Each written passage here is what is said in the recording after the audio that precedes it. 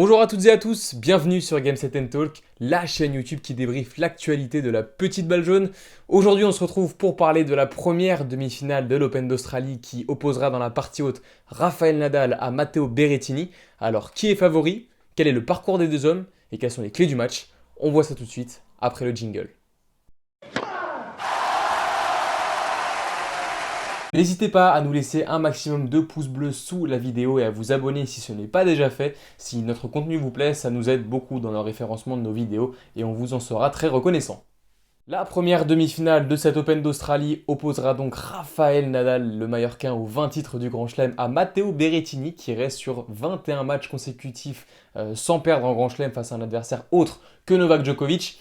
Les deux hommes se retrouvent donc pour la deuxième fois en demi-finale de Grand Chelem après leur face-à-face à l'US Open en 2019, mais ça on le verra tout à l'heure, d'autant plus qu'il y a pas mal de similitudes puisque Berrettini avait également battu mon fils en quart de finale au terme d'un match rocambolesque. Le parcours des deux hommes, vous devez le connaître déjà assez assidûment si vous suivez l'Open d'Australie depuis le début. Rafael Nadal a donc disposé de Marcos Giron, de Yannick Hanfmann, de Karen Khachanov, d'Adrian Manarino et donc de Denis Shapovalov en quart de finale. Matteo Berrettini a lui disposé de Brandon Nakashima au premier tour avant de battre successivement Kozlov, Carlos Alcaraz au terme d'un thriller de 5-7, Pablo Carreño Busta et donc Gaël Monfils en quart de finale, le dernier espoir français dans ce tableau masculin au terme vraiment d'un match à rebondissement, hein. Un peu le même scénario d'ailleurs que la demi-finale, que le quart de finale pardon, qui a opposé Rafael Nadal à Denis Shapovalov plus tôt dans la journée. On va tout de suite revenir sur ces deux rencontres parce que bon voilà, je pense qu'on a déjà suffisamment parlé notamment sur la chaîne. Vous pouvez retourner voir le live qu'on a fait lundi soir au sujet des 3e tours et 8e de finale masculin où on a parlé un peu des performances déjà de Matteo Berrettini et de Rafael Nadal en détail.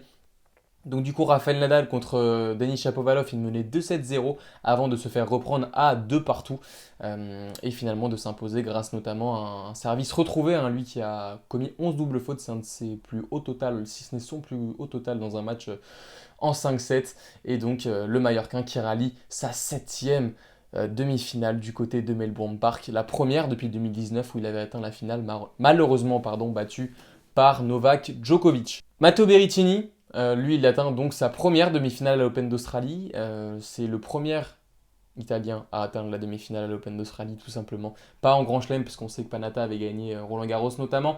Mais voilà, Matteo Berrettini qui a fait désormais quart de finale dans les 4 tournois du Grand Chelem, ce qui prouve que ce n'est pas uniquement un joueur de surface rapide, et qui donc s'avance face au Mallorquin en tant qu'outsider après avoir disposé de Gaël Monfils en 5-7. Il avait été impressionnant lors des 2 premiers sets en étant notamment très solide au service comme on avait déjà pu le voir dans son match contre Carreño Busta ou même contre Alcaraz. Et un peu à l'instar de ce qui s'était passé contre Alcaraz en termes de physionomie. Il a un peu reculé, il a commencé à commettre plus de fautes, il a eu un trou d'air au retour et il a commencé à se faire sévèrement rentrer dedans par un adversaire qui a haussé son niveau de jeu. Il n'a pas forcément eu les clés tout de suite pour réagir. Et puis au final, c'est au 5e set qu'il a resserré les boulons, qu'il a profité de quelques grossières fautes quand même de Gaël Monfils côté coup droit. Peut-être son péché mignon, on peut dire, hein, par excès de précipitation, j'ai envie de dire, pour finalement boucler cette rencontre 6-2 au 5e. Une rencontre qui attirera forcément certains regrets pour Gaël Monfils. On se rappelle d'une rencontre à Roland Garros un peu similaire contre Andy Murray en 2014 où il était mené de 2-7-0, où il était revenu à 2-7 partout et au final il avait pris une bulle dans le 3e. Là il n'a pas pris de bulle, mais finalement c'est une élimination pour Gaël Monfils qui avait su en tout cas revenir dans cette partie contre l'Italien. Je vous propose de passer tout de suite aux clés du match en commençant par les statistiques des deux hommes lors de leurs 5 premières rencontres de la quinzaine. Donc vous pouvez le voir à l'écran, les head-to-head, on les a vus déjà précédemment avec la victoire de Rafael Nadal contre Matteo Berrettini en demi-finale de l'US Open 2019. Là où Rafael Nadal avait donc battu Daniil Medvedev en finale pour s'octroyer un nouveau titre du Grand Chelem. Donc évidemment Matteo Berrettini a plus d'ace que Rafael Nadal au cours de cette quinzaine, on peut le voir. Les deux hommes ont des statistiques assez similaires en ce qui concerne les breaks convertis et les breaks sauvés. Donc voilà, sous pression, ils ont à peu près les mêmes statistiques. On peut également remarquer que Rafael Nadal est très très performant au service, plus que l'Italien paradoxalement.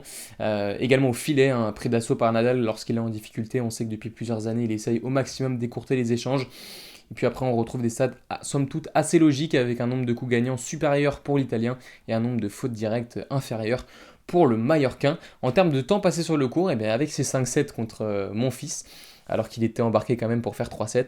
Matteo Berrettini compte 16h19 sur le court, hein, on le rappelle, il y avait eu son 5-7 contre Carlos Alcaraz, tandis que Rafa n'a perdu que 3-7 pour le moment, et donc s'aventure en demi-finale avec seulement, entre guillemets, j'ai envie de dire 14h20 passées sur le court.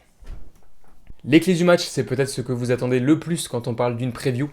Je vais vous en donner 3. Déjà pour moi, c'est le service. Évidemment, ce sera absolument fondamental. On a vu les statistiques des deux hommes au service. On a vu un Berrettini très affûté dans ce secteur contre Carreno Busta ou Monfils notamment, puisqu'il avait frappé 28 aces contre l'Espagnol notamment, et contre Monfils, on a vu lors des 2 premiers sets qu'il était toujours très habile au service, notamment côté extérieur, hein. Je trouve qu'il frappe vraiment très très fort, et même pour Nadal, ça risque de pas être évident à relancer. Voilà, on a vu Nadal aussi très performant dans ce secteur de jeu malgré son nombre de fautes, de doubles fautes trop élevé contre Shapovalov en quart de finale. Je pense que celui qui s'en tirera le mieux au service prendra déjà un avantage certain dans l'échange et donc dans cette rencontre. Ensuite, le deuxième aspect, il va bien sûr être physique, même si Berrettini a passé 2 heures de plus que Nadal sur le court. On a pu voir tout au long de cette quinzaine que Nadal était bien plus à l'aise quand il pouvait écorter les échanges que quand il se retrouvait en défense, ce qui est assez paradoxal quand on parle de Nadal parce que ça n'a pas toujours été le cas. Donc voilà. Et ensuite, le troisième aspect, c'est la capacité d'avoir un plan B. Dans notre live de lundi, on a notamment pointé du doigt plein de joueurs, des Roublev, des Zverev, etc., qui avaient du mal à faire preuve d'un plan B lorsque leur plan A ne se passait pas forcément comme prévu. Je pense que Nadal a une palette technique plus large que celle de Berrettini et qu'il peut-être gâchera moins que Monfils dans les moments clés, parce qu'il faut savoir que Gaël, quand même, dans les 3 sets perdus, a gâché pas mal dans les moments clés. Berrettini, à mon avis, ne bénéficiera pas ou bénéficiera de manière moins visible d'un déchet conséquent de Rafael Nadal, et donc il faudra nécessairement prendre plus de risques peut-être pour aller marquer les points, ce qui pourra peut-être lui faire commettre plus de fautes. De toute manière, je ne pense pas que ce match aille dans une direction ou dans une autre de manière très claire. Je vois un 5-7 entre les deux hommes, puisque effectivement on a vu Rafael Nadal en grande difficulté lorsqu'il fallait tenir un rythme physique très linéaire sur la durée de 5-7. Je pense qu'on l'a vu contre Kachanov, même s'il a joué que 4-7, on l'a vu contre Shapovalov, mais d'un autre côté, il reste quand même Rafael Nadal avec toute son expérience, la capacité de faire jouer Matteo Berrettini, et on a vu Berrettini capable aussi de faire des grosses fautes de temps à autre, et justement sur la longueur de 5-7 contre Alcaraz, contre Monfils, être capable de dégoupiller par moment. Comme je viens de le dire, je vois donc un 5-7 avec une victoire de Rafael Nadal. Je pense que à l'expérience, grâce notamment à la diagonale coup droit sur le revers de l'Italien, il va pouvoir récolter pas mal de points. Et je pense qu'au service aussi, il va trouver peut-être plus de clés pour gêner Berrettini que le contraire, même si évidemment on sait que Nadal a toujours du mal face aux joueurs qui servent très fort et que c'est un secteur dans lequel Berrettini excelle. Maintenant, vous le savez, jouez raisonnablement. Mon pari n'a rien de certain, évidemment, comme tous les paris. Moi, c'est juste mon avis, mais effectivement, ça pourra basculer dans les deux sens, je pense, même si je mettrai une petite piécette sur le Mallorquin.